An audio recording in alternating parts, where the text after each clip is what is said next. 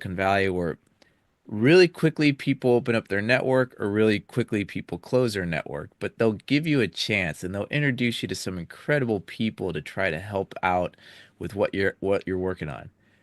I have friends in that I've known in China for years. They've never introduced me to anyone they know.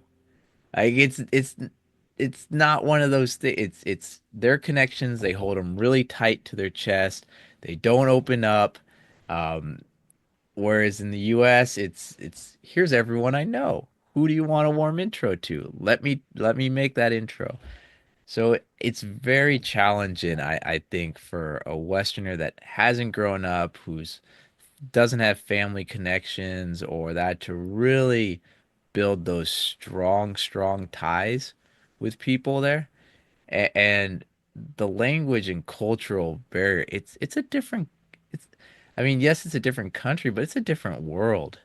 There's so many things that even after I'd lived there 5 years, I didn't understand.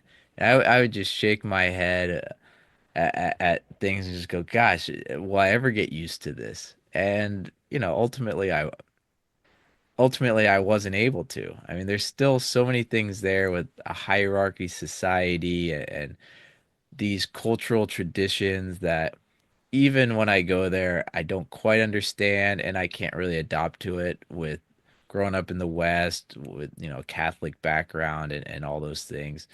But, I do understand more, I'd say, than most people about the friendships and connections, but it's challenging. Like you have to be there a long time before building connections.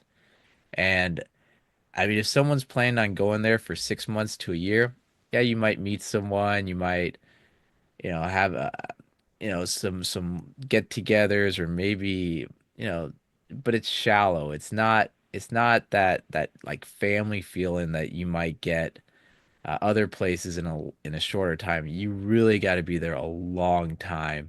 But then once you're in, you're kind of in. I mean, that's the difference. At least